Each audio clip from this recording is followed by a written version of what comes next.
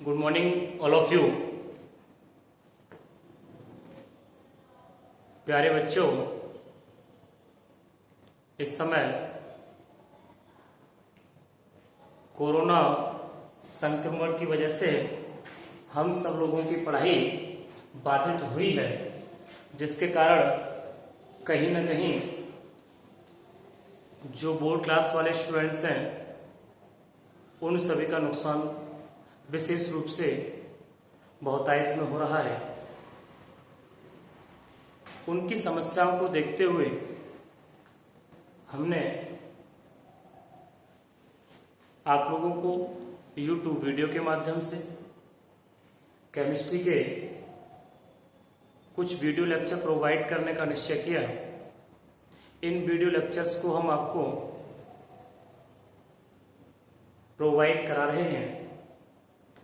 यदि बेटे किसी प्रकार की कोई भी समस्या यदि आपको महसूस होती है, कोई क्वेश्चन है, कोई डाउट्स हैं, तो आप कमेंट सेक्शन में ज़रूर लिखें कि आपकी क्या प्रॉब्लम्स रहीं।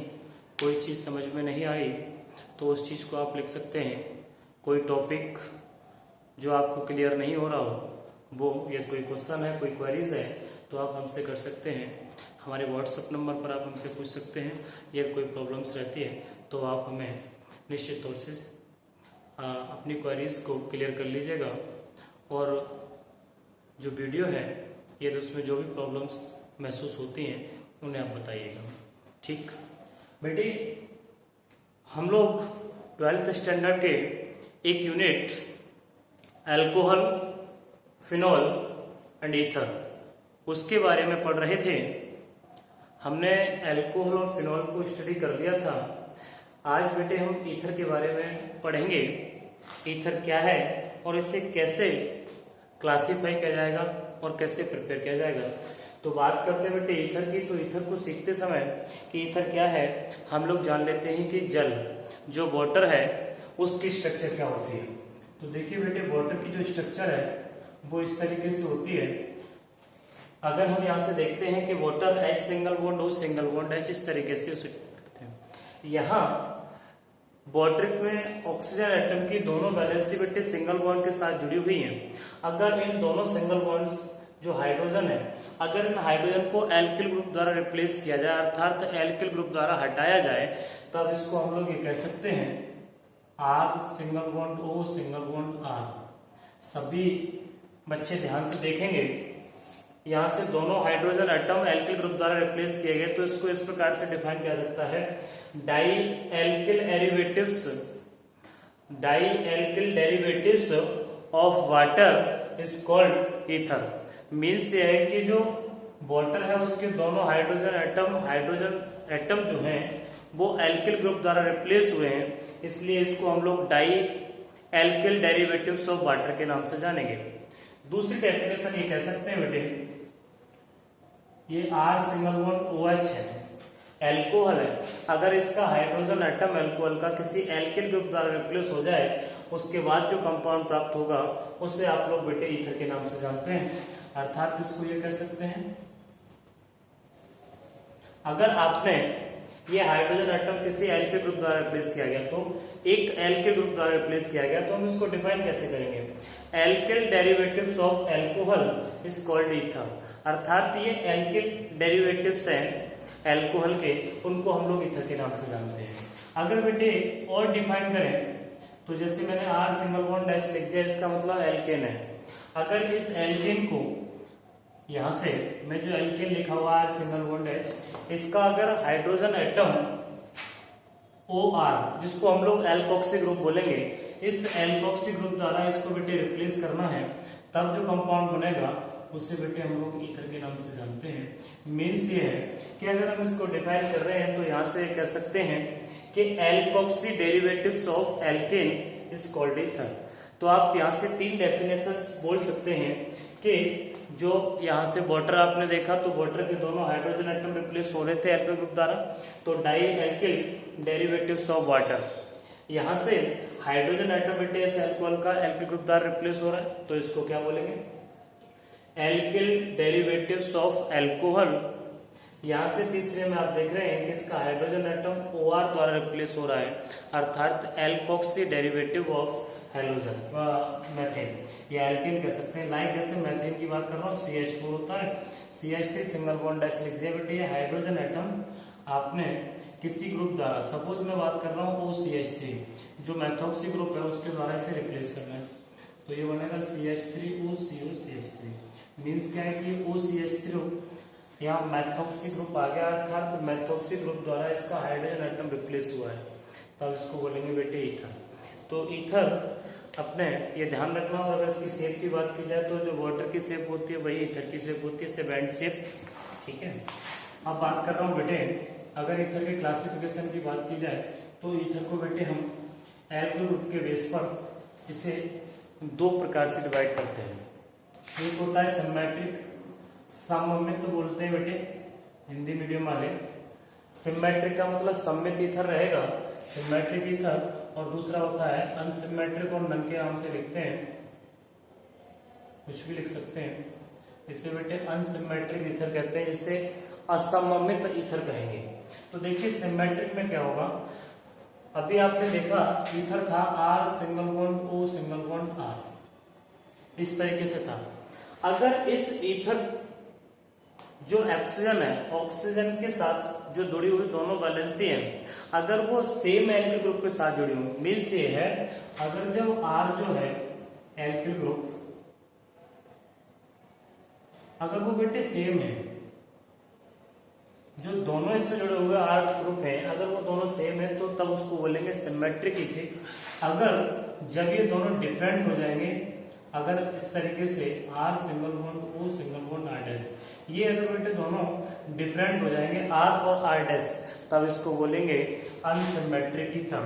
लाइक अगर एग्जांपल की बात करते हैं, मैंने बोला एल्किल ग्रुप दोनों बेटे डिफरेंट है यहाँ पर, और यहाँ कैसे थे, सेम थे। सेम थे तो सिमेट्रिक, और अगर सेम नहीं है, डिफरेंट है, तब उसे बोलेंगे बेटे अनसिमेट्रिक। लाइक अगर बात करें बेटे इसकी एग्जांपल के तौर पे CH3O-CH3, आप यहाँ एक चीज नोटिस कर रहे हैं, इस ऑक्सीजन एटम के साथ जुड़े हुए दोनों एल्किल ग्रुप सेम है, अर्थात CH3 है। जब दोनों ग्रुप सेम है तब उसको बोलेंगे सिमेट्रिक। अगर दोनों ग्रुप डिफरेंट हो जाते, अगर एक बेटे CH3 है, दूसरा C2H5 है, तब इसको बोलेंगे अनसिमेट्रिक, अर्थात एल्थिल, क्योंकि अल्फाबेटिकल ऑर्डर में लिखेंगे तो एथिल मैथिल ईथर, इसको डाई मैथिल ईथर बोलेंगे। अभी ऐसे ही अगर आप चाहते तो इसकी अगली वैलेंसी C2H5 के साथ जोड़ दीजिएगा, दोनों वैलेंसी सेम ग्रुप, अर्थात जो दोनों ग्रुप हैं वो बेटे सेम है, और जब ईथर ग्रुप से जुड़े हुए दोनों ग्रुप, ऑक्सीजन से जुड़े हुए दोनों ग्रुप, दोनों एल्किल ग्रुप अगर सेम होंगे तब उसको बोलेंगे सिमेट्रिक ईथर। यहाँ बेटे ये एल्किल ग्रुप ईथर के एथिल की फॉर्म में, तो इसे हम लोग बोलेंगे डाई एथाइल ईथर या डाई एथिल ईथर।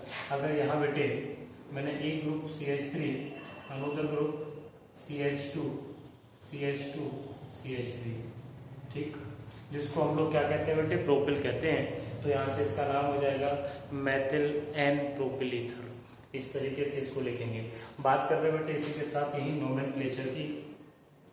नोमेनक्लेचर नामकरण, नोमेनक्लेचर में सिंपल है, वैसे इसे एपॉक्सी एल्केन के नाम से हम लोग जानते हैं।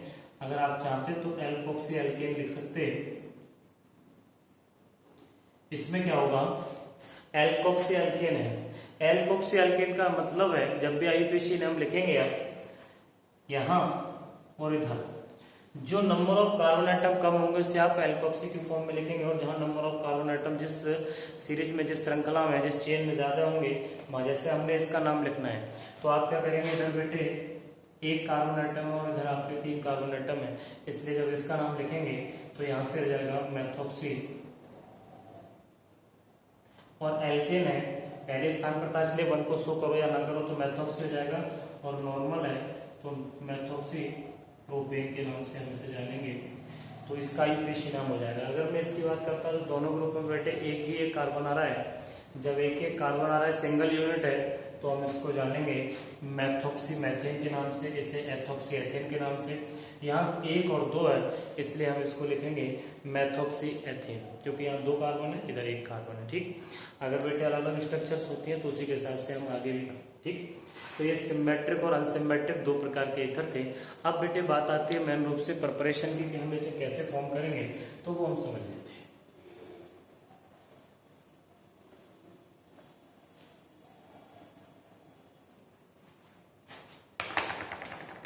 देखिए बेटे, प्रिपरेशन में फर्स्ट हम लोग पढ़ लेते हैं एल्कीन से। अगर एल्कीन से कैसे फॉर्म करेंगे, फ्रॉम एल्कीन्स। जब भी आप कभी भी किसी भी एल्कीन पर अगर एल्कोहल का योग कराएं, अर्थात एल्कोहल का एडिशन अगर आप कराते हैं तो आपको ईथर फॉर्म होता है, अर्थात ईथर प्राप्त होता है। कैसे, जैसे आपने सपोज एल्कीन ले लिया, प्रोपीन की फॉर्म में CH3 सिंगल बॉन्ड CH और डबल बॉन्ड CH2। आपने बेटे इस पर एडिशन कराना है R single bond O single bond H, अर्थात एल्कोहल का एडिशन कराएंगे। और आपको अच्छी तरीके से पता है मार्कोनी ऑफ एडिशन मैंने पीछे रिजाइन की फॉर्म में भी करा रखा है। आप यहाँ से देखते हैं इस पर नेगेटिव, ये पॉजिटिव, यहाँ नेगेटिव पार्ट बेटे उस पार्ट पर अटैक करता है जहाँ नंबर ऑफ लेस हाइड्रोजन है, और पॉजिटिव पार्ट वहाँ अटैक करेगा जहाँ नंबर ऑफ मोर हाइड्रोजन है। यहाँ बेटे 2 और ये, तो यहाँ से जुड़ने वाली इस पर CH, इसके बाद बनेगी CH3 सिंगल बॉन्ड CH था, यहाँ बेटे बॉन्ड स्प्लिट हो गया तो सिंगल बॉन्ड, इसका मतलब ये बॉन्ड टूट जाएगा, और बॉन्ड टूटेगा तो नेगेटिव पार्ट इस पार्ट पे और पॉजिटिव पार्ट इस पर आएगा। तो यहाँ तो बन गया बेटे पॉजिटिव जुड़ेगा तो CH3, नेगेटिव पार्ट जो था OR वाला पार्ट इसमें इधर आ जाएगा, तो यहाँ से इस पर C बनेगी। ये आपका ईथर फॉर्म हो गया। ठीक है, इस तरीके से एल्कीन से अगर कभी भी ईथर फॉर्म करना। सेकेंड वन बेटे फ्रॉम एल्कोहल। अगर एल्कोहल है और एल्कोहल से अगर हमें ईथर फॉर्म करना है, ईथर बनाना है, तो कैसे बनाएंगे। लाइक हम लोग एक एग्जाम्पल के साथ बात कर लेते हैं। CH3 CH2OH, आपके पास बेटे इथाइल एल्कोहल है।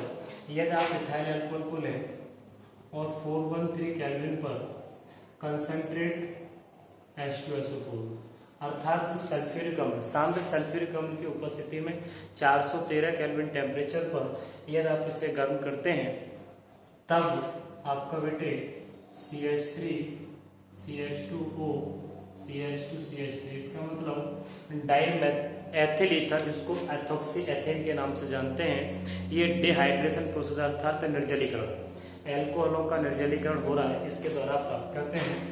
यदि बेटे हम कैटलिस्ट चेंज कर दें, एल्यूमिना ले लें Al2O3, तो 350 डिग्री सेल्सियस या 523 केल्विन पर यदि आप रिएक्शन कराते हैं तो यहाँ से भी वाटर बाहर निकलता है और CH3 CH2O CH2 CH3, इस तरीके से बेटे इसका एडिशन होता है।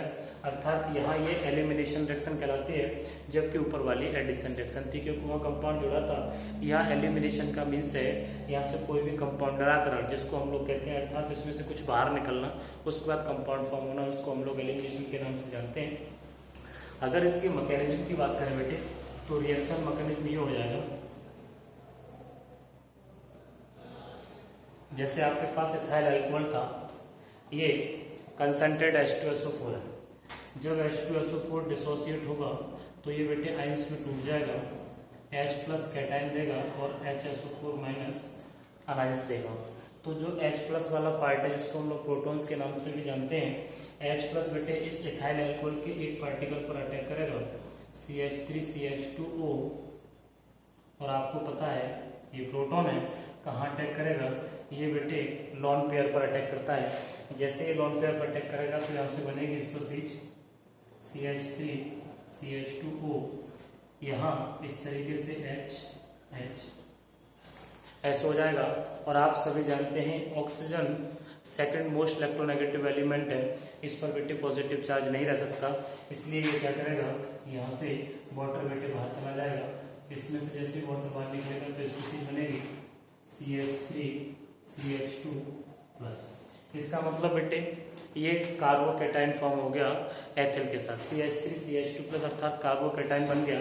अब ये जो कार्बोकेटाइन है वो दूसरे पार्टिकल के साथ अटैक करेगा। दूसरा पार्टिकल मैं इधर लिख दे रहा हूँ, यहाँ इसके आप बेटे स्क्रीनशॉट वगैरह लेकर भी कर सकते हैं, अदरवाइज वीडियो को पॉज करेंगे और उसके बाद आराम से कर लेंगे। तो देखिए CH3 CH2 प्लस ये कार्बोकेटाइंस था, यहाँ से जो प्राप्त हुआ वो दूसरे इथाइल अल्कोहल के मॉलिक्यूल्स के साथ CH3 CH2O single bond H। आपको पता है ये वाला पार्ट से अटैक करेगा और अटैक करने पर कंपाउंड फॉर्म करेगा जो स्पेसिफिक बनेगी CH3 CH2 single bond O single bond CH2 CH3 और बेटे ये हाइड्रोजन एटम इस तरीके से, और यहाँ क्या है पॉजिटिव चार्ज है। आपको फिर वही बात कंडीशन पता है, oxygen second most electronegative element है, इसलिए यहाँ से बेटे ये H+ जो होगा वो बाहर निकल जाएगा और बनने वाली स्पेसीज रहेगी CH3 CH2O CH2 CH3। इसको हम लोग बेटे जानते हैं डाई एथाइल ईथर कह सकते हैं या एथोक्सी एथेन के नाम से हम इसे जानते हैं। तो इस तरीके से ये इसका रिएक्शन मैकेनिज्म था कि हमने रिएक्शन को किस प्रकार से किया। आप बेटे बात करते हैं एक इम्पोर्टेंट और काफ़ी ज़्यादा महत्वपूर्ण, आप जिस रिएक्शन को मानेंगे, तीसरा प्रिपरेशन ऑफ मेथड।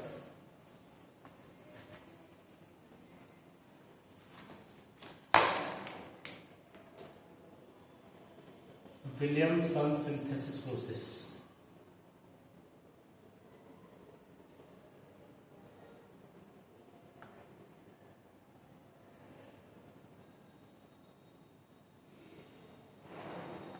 ध्यान रखना बेटे, विलियमसन सिंथेसिस प्रोसेस का मतलब है विलियमसन संश्लेषण अभिक्रिया, इसके नाम से हम इसको जानते हैं। अब विलियमसन सिंथेसिस प्रोसेस में क्या करना है, इसको थोड़ा सा ध्यान से देखना, इंपॉर्टेंट रिएक्शन है, नेमिंग रिएक्शन की फॉर्म में भी आती है। जब भी नेमिंग की फॉर्म में आएगी तो ध्यान रखना है कि आप एल्किल हैलाइड को, मैं क्या बोल रहा हूँ, जैसे आपने कोई भी एल्किल हैलाइड लिया RH, अगर एल्किल हैलाइड को सोडियम एल्कोक्साइड के साथ सपोज NaOR, ये बेटे सोडियम एल्कोक्साइड हो गया, इसके साथ आपने रिएक्शन करानी है तो जो X और Na बेटे दोनों बाहर चले जाएंगे और बनने वाली स्पेसीज रहेगी R सिंगल बॉन्ड O। अगर मैं यहाँ से अनसिमेट्रिक ईथर फॉर्म करना चाहता हूँ तो उसके लिए मैं विलियमसन सिंथेसिस प्रोसेस का यूज करूंगा। इससे अनसिमेट्रिक ईथर भी फॉर्म होते हैं, Na और X इससे बाहर निकल जाएगा। इस तरीके से ये रिएक्शन फॉर्म होगी R single bond O R- के नाम से, अर्थात R अगर डिफरेंट आप L के ग्रुप लगा देंगे तो अनसिमेट्रिक ईथर हो जाएगा, अगर सेम ग्रुप लगाएंगे तो सिमेट्रिक ईथर हो जाएगा। जैसे बात कर रहा हूँ बेटे CH3 सिंगल बॉन्ड मैंने Br लिख दिया, Na वो अगर मैंने यहाँ भी लिख दिया, ये सोडियम मेथोक्साइड लिया, सोडियम मेथोक्साइड की मेथिल ब्रोमाइड के साथ रिएक्शन आप करा रहे हैं तो Na और जो Br है ये बेटे बाहर निकल जाएंगे और बनेगा CH3O CH3। इसका मतलब है मैथोक्सी मेथेन बनेगा या डाई मिथाइल ईथर कह सकते हैं, plus NaBr sodium bromide form हो जाएगा। ठीक है, इस बात का हम सभी ने विशेष रूप से ध्यान रखना है। अगर मुझे अनसिमेट्रिक ईथर फॉर्म करना है, सपोज मैंने ले लिया CH3 CH2Br, ये इथाइल ब्रोमाइड लिया और आपने रिएक्शन कराई NaOCH3, इसका मतलब इसी के साथ रिएक्शन कराई, इसको हम लोग कहते हैं सोडियम मेथोक्साइड, तो Na और Br बेटे बाहर निकल जाएगा और बनने वाली स्पेसीज होगी CH3 CH2O CH3 plus NaBr। नाम हो जाएगा बेटे इसका मैथोक्सी एथेन या एथिल मेथिल ईथर। इस तरीके से हम इसको फॉर्म करेंगे।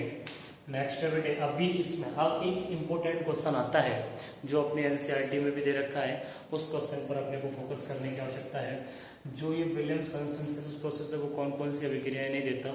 जैसे जो एरिल हैलाइड होते हैं, अगर आपसे कोई कहता है कि क्या एरिल हैलाइड ये रिएक्शन देंगे, तो आपको बताना है कि एरिल हैलाइड ये अभिक्रिया नहीं देते। रीजन पूछेगा तो आपको बताना है due to partial double bond. Partial double bond होने की वजह से वो बॉन्ड आसानी से नहीं टूटता। अर्थात जैसे अगर यहाँ इस प्रकार से लिखा होता ये पार्शियल डबल बॉन्ड, ये क्लोरोबेंजीन है, तो अगर आपसे कोई पूछता है कि क्या ये रिएक्शन देगा, तो आपको बताना ये रिएक्शन नहीं देगा, ये पॉसिबल नहीं है। अब दूसरा होता है बेटे CH2 double bond CH single bond Cl। ये आपको पता है ये विनाइल क्लोराइड है। अर्थात कभी आपसे कोई पूछता है कि वाइनल हैलाइड क्या विलियमसन सिंथेसिस प्रोसेस रिएक्शन देता है, तो आपको बताना है ये भी नहीं देता, क्योंकि due to partial double bond यहाँ पर भी रेजोनेंस इफेक्ट है, इसकी वजह से नहीं देगा। थर्ड वन, अगर हम तीसरे की बात करें तो यहाँ से बेटे अगर 3 डिग्री अगर एल्किल हैलाइड दे रखा है और आपसे वो पूछ रिएक्शन देता है तो आपको बताना है नहीं 3 degree CH3 single bond C single bond CH3 और सिंगल बॉन्ड X। अगर आपसे ये पूछता है कि क्या ये कंपाउंड रिएक्शन देगा तो अपने को बताना है कि इनमें से कोई भी आपका विलियमसन सिंथेसिस प्रोसेस रिएक्शन नहीं देगा। यहाँ ये पूछेगा क्यों, क्योंकि X और कार्बन यहाँ ये है, हेलोजन यहाँ से बेटे रिप्लेस होगा यहाँ, अर्थात हेलोजन रिप्लेस होगा, हेलोजन बॉन्ड टूटेगा तो इस पर बेटे पॉजिटिव चार्ज आ जाएगा, कैटायंस फॉर्म करेगा। ये ध्यान रखना, ये कार्बोकैटायन है और कार्बोकैटायन रीअरेंजमेंट के ड्यू टू यहाँ से स्टेबल होगा, इसलिए ये रिएक्शन पॉसिबल नहीं है। तब आपसे यहाँ एक क्वेश्चन इस तरीके से पूछता है और एनसीईआरटी में पूछा भी गया है, इस बात का ध्यान रखना है, ये नोट के रूप में ध्यान रखना है, ठीक है। यहाँ से आपसे पूछेगा CH3 single bond C single bond CH3 single bond CH3 और यहाँ बेटे लिखा हुआ है Br प्लस NaO CH3 और आपसे पूछे क्या ये रिएक्शन होगी या नहीं होगी, तो आपको बताना है ये रिएक्शन नहीं होगी, क्योंकि 3 डिग्री एल्किल हैलाइड और 3 degree alkyl halide Williamson synthesis process reaction नहीं देता। तब अगर इसकी जगह ऐसा लिखा होता CH3 C CH3 CH3O, इसका मतलब 3 डिग्री सोडियम एल्कोक्साइड अगर दे रखा होता और आपसे पूछा होता कि क्या अब ये एल्किल हैलाइड हो गया, क्या ये रिएक्शन देगा, पॉसिबल है, अदरवाइज नॉट, तो आप कहेंगे यस ये पॉसिबल है, ये 3 डिग्री ईथर बेटे फॉर्म हो जाता है इस तरीके से, इसको हम लोग 3 डिग्री ईथर के नाम से अगर जानते हैं, ऐसे फॉर्म हुआ और NaBr बेटे बाहर निकल जाएगा तो माइनस NaBr आप ऐसे लिख सकते हैं। अगर ऊपर वाले में पूछा होता, मैंने आपको बताया था रीअरेंजमेंट होगा, ये Na और Br बेटे दोनों बाहर निकल जाएंगे, CH3O और यहाँ से hydrogen CH3OH double bond form होगा, अर्थात एल्कीन बनेगा। इतनी बात ध्यान रखनी है। यहाँ से अगर ये रिएक्शन होती तो CH3C सिंगल बॉन्ड CH3 यहाँ बेटे बॉन्ड स्प्लिट होगा तो ये बनने वाला है डबल बॉन्ड CH2 फॉर्म हो जाता है प्लस NaBr और प्लस CH3OH मिथाइल अल्कोहल। इसका मतलब है एल्किन बनेगी, सोडियम ब्रोमाइड बनेगा और मिथाइल अल्कोहल, अर्थात जो भी स्पीशीज होगी अल्कोहल की फॉर्म में वो बनेगी, लेकिन यहाँ से ईथर फॉर्म नहीं होगा। नेक्स्ट वन बेटे बात करते हैं अगले टॉपिक की, इसी में अगले मेथड की बात कर लेते हैं। आप लोगों ने जब आप 10वीं यूनिट पढ़ रहे थे हेलो एल्केन्स और हेलो एरीन्स, आपने एक रिएक्शन पढ़ी थी Hg2O के साथ। Hg2O के साथ जब भी कोई एल्किल हैलाइड रिएक्शन करता है, फ्रॉम एल्किल हैलाइड से बनाने का चौथा मेथड है, जैसे आपने लिखा R सिंगल बॉन्ड X, इसका मतलब है ये एल्किल हैलाइड है, ये बेटे आपने Ag2 के साथ रिएक्शन कराई। मैं Ag2 को इस तरीके से लिख दे रहा हूँ, Ag single bond O single bond Ag, इसके दो मॉलिक्यूल्स लिए X सिंगल बॉन्ड R। आप देख रहे हैं बेटे ये AgX इधर बाहर हो जाएगा, AgX इधर बाहर हो जाएगा और बनने वाली स्पीशीज होगी R single bond O single bond R। इसका मतलब ईथर फॉर्म हो जाएगा और ट्वाइस AgX ये बेटे इससे बाहर हो जाएगा।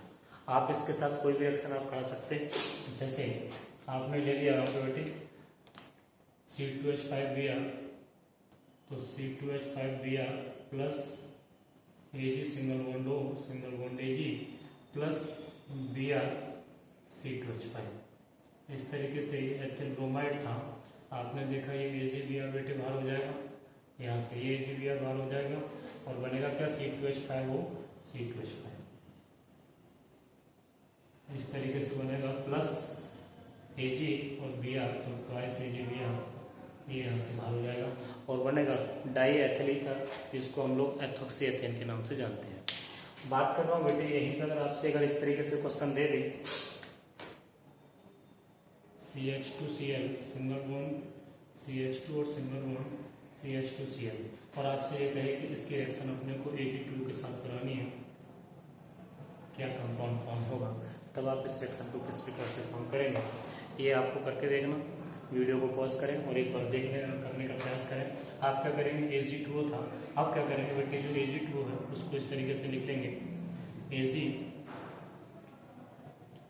Single bond O single bond Ag। तो यहाँ बेटे एक ही मॉलिक्यूल की आवश्यकता है, यहाँ से AgCl ये इस तरीके से बाहर हो जाएगा और यहाँ साइक्लिक कंपाउंड फॉर्म होगा। तो आप यहाँ से बना सकते हैं, ये साइक्लिक की तरफ हो जाएगा, अर्थात CH2 सिंगल बॉन्ड CH2 ये और सिंगल बॉन्ड CH2 इस तरीके से यहाँ से था, और ये O के साथ इस तरीके से ज्वाइंट हो जाएंगे तो यहाँ बनेगा। अगर हम इसको बनाते तो ये साइक्लिक की तरफ फॉर्म हो जाता। ठीक है, अपने को इतनी बात ध्यान रखनी है। तो Ag जो था यहाँ से इस प्रकार से, तो मैंने इसको इस तरीके से लिख दिया है, जिससे कि रिएक्शन आपको ठीक प्रकार से समझ में आ जाए। हमने यहाँ पर बनाने के जो हैं वो कई मेथड सीखे, और भी हम लोग ईथर को बनाने के मेथड्स सीख सकते हैं, बट अपने एनसीईआरटी में कुछ इंपॉर्टेंट टॉपिक्स के रूप में अर्थात कुछ मेथड दे रखे थे जिनको हमने स्टडी किया। अगर अब इसमें अगर आपको कोई भी प्रॉब्लम्स आती है तो आप मुझे कमेंट सेक्शन में लिख सकते हैं, और ये कोई प्रॉब्लम आती है, कोई प्रॉब्लम महसूस होती है तो आप निश्चित तौर से बताएं किस तरह ऐसी प्रॉब्लम्स हैं, या जो भी बात समझ में नहीं आती उससे आप पूछ सकते हैं। कोशिश करें इनको रिएक्शंस को लिख करके देखने से, बार बार लिखने से, क्योंकि ऑर्गेनिक है बेटे, ऑर्गेनिक लिखने से प्रैक्टिस में आती है। अगर आप ये सोचें कि इसका आप रट्टा लगाएंगे तो समझ में आने वाली है नहीं, क्योंकि यहाँ पर कभी भी आप कोई भी कंपाउंड जनरेट कर सकते हैं, क्योंकि सीरीज में हो रही है। अगर कोई पर्टिकुलर टॉपिक होता है तो आप उसे लर्न कर सकते हैं, लेकिन ये पर्टिकुलर टॉपिक नहीं है, क्योंकि यहाँ से इसमें से सीरीज फॉर्म हो रही है और सीरीज एक से दूसरे की ओर कनेक्ट होती है। इस प्रकार से आप इसका ठीक प्रकार से अध्ययन करें। Thank you.